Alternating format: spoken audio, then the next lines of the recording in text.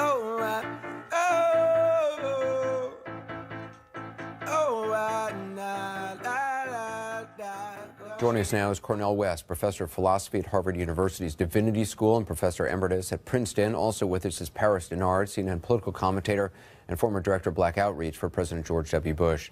Dr. West, I know you were in Charlottesville over the weekend. Can you just talk about what you witnessed on Friday night during the neo-Nazi torch march that surrounded, I believe, the church that you were in? I read that you said you'd never seen that kind of hatred in your life. Well, I'd never seen that kind of hatred up front on Saturday when 20 of us stood there and watched as the various neo-fascist units marched and looked us straight in the face and cussed and so forth and so on. But Friday night, of course, you had the Nazi-like torch march where we were held hostage in St. Paul's Memorial Church with Brother Seth and Sister Brittany and Brother Peyton and Sister Elaine and Brother Sekou, all of us trying to bring together black, white, red, yellow. We had Jewish brothers and sisters, we had Christian, we had Buddhists and others trying to bear witness to love and justice in the face of this vicious white supremacy. So it was a two-day moment in which I think I witnessed one of the lowest moments in the history of the American empire. We're already in deep decay. We got military outreach, we got corruption among our elites, and we've got a culture that is collapsing in terms of a spiritual blackout. And unfortunately, we have a president who has normalized mendacity. He's made lies a normal way of life. So you can't trust him. He has no ethical authority. He has no moral credibility, unfortunately.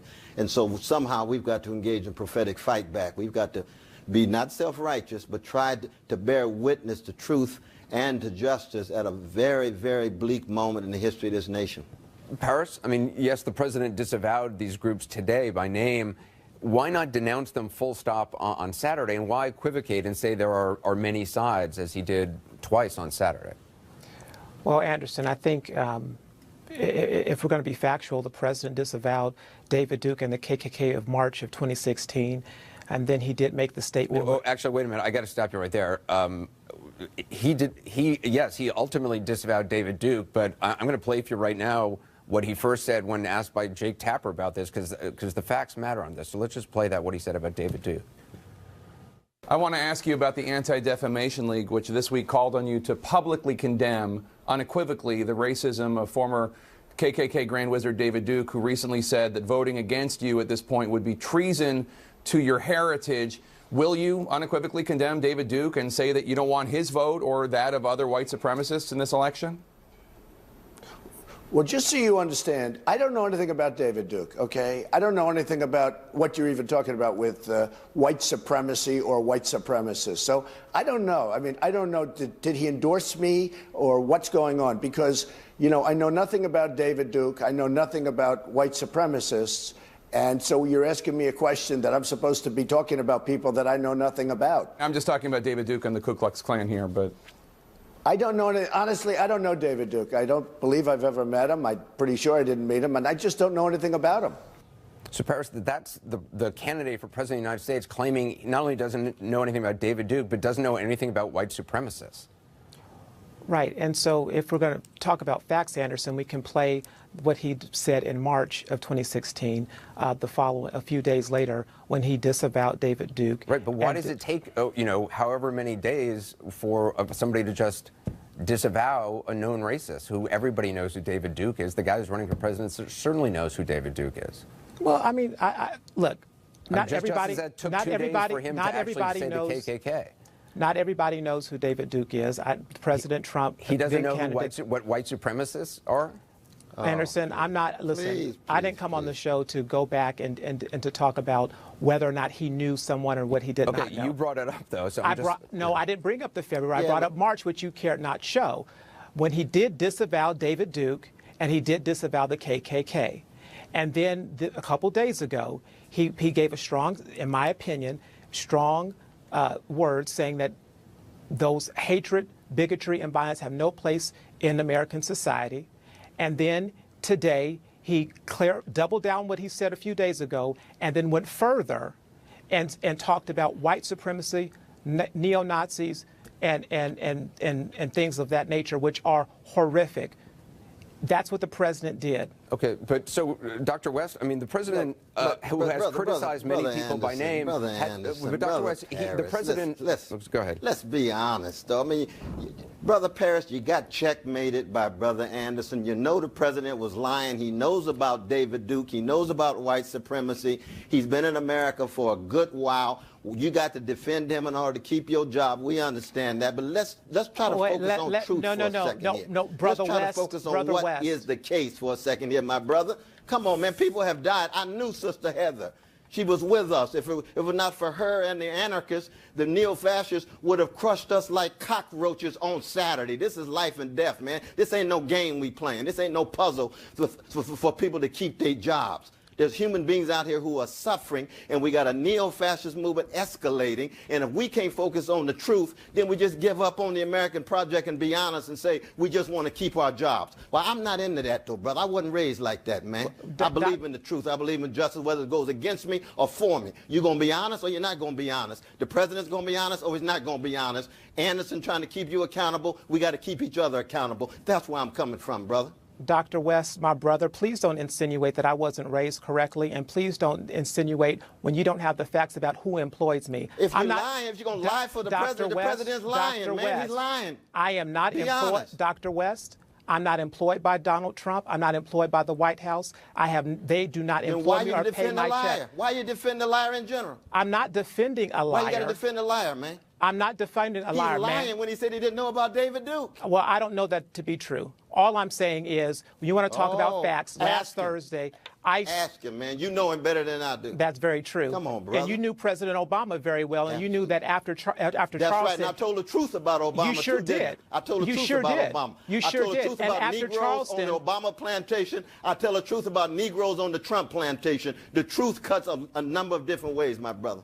And all I would say is, when you want to talk about truth, the truth is, last Thursday, ICE talked about the fact that they prosecuted the largest number of white supremacists in history. I think it was 89 members of violent white supremacist gangs were convicted, totaling more than 1,070 years in prison. These are positive steps. So words do matter, but actions matter even more. That's fine. And I am proud to see that this government and this administration is moving forward and doing these things. But as it relates to... Well, see, but... No, go ahead. No, go right ahead. No, so what I'm saying is this. Because I believe the truth is bigger than all of us. But I believe this. From what I can see, the person that you are defending, Brother Donald Trump, he's got neo-fascist sensibilities, brother. He's complicitous with a lot of what's going on by fanning and fueling the scapegoating of these precious immigrants, these precious gays and lesbians and trans and bisexuals and black people and yellow people. He has been fueling this. We have evidence of this. But the truth is bigger than both of us. But let's just be honest, man.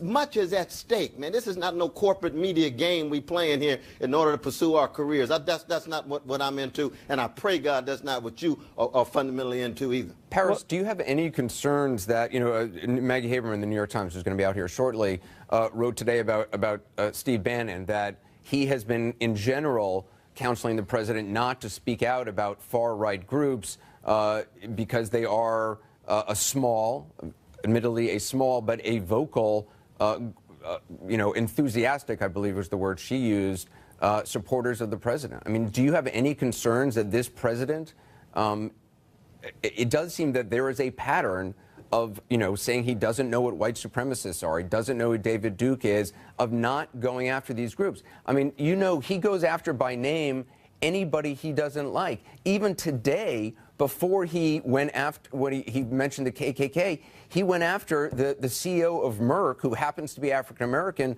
for leaving the Manufacturing Council. He didn't have a problem immediately going after that guy, but he has a problem immediately naming the most abhorrent groups in America.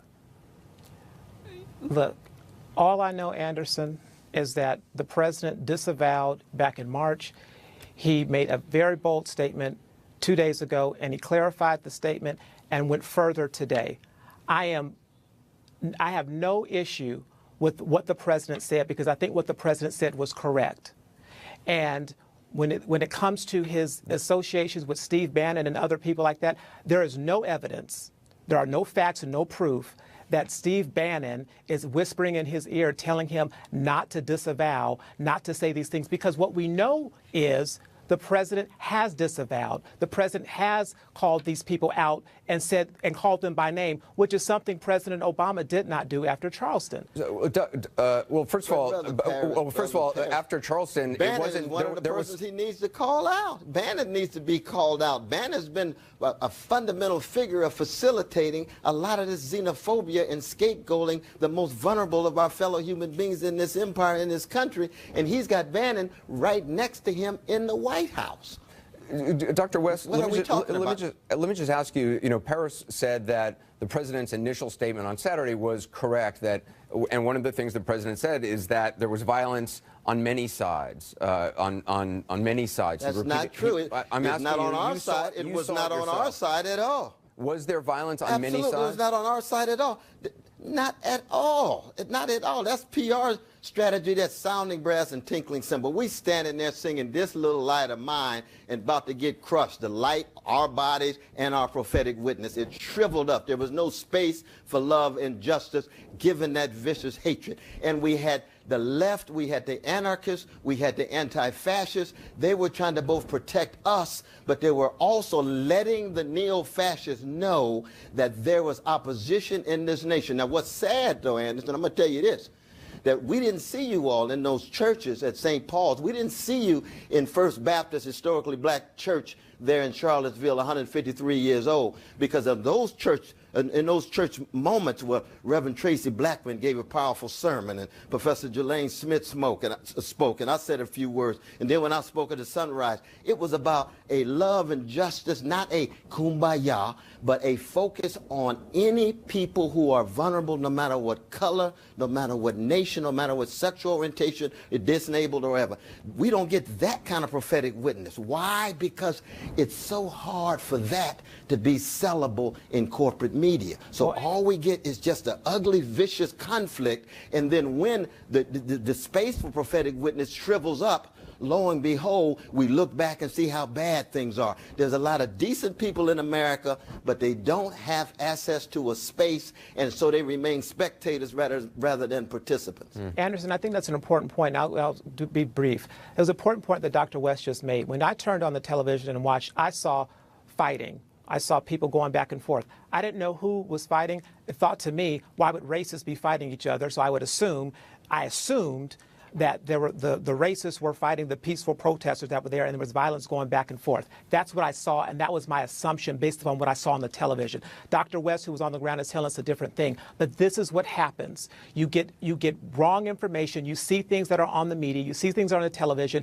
and you make a snap judgment. And I believe that's what the president did when he went off the cuff remarks saying violence on many sides, because what I saw when I turned on television were people fighting back and forth. And I assumed, Dr. West is correcting this, but I assumed that many things happen like that when you don't have actual hard intelligence and things that are going wrong and going right. I guess on the my ground. concern is that the President of the United States should have access to information from law enforcement and many sources about what's happening. Anderson, let's go back to rather Katrina. than turning around and watching it on whatever TV shows he happens to be watching. I think the president, before speaking to the nation, might want to have the information from, law enforcement, from people who he's speaking to. We got to leave the conversation there. Same exact thing happened to President George W. Bush with Katrina. They didn't let him go down because they said it was too much violence and all these things that turned out not to be true. That's the reason why he didn't go down.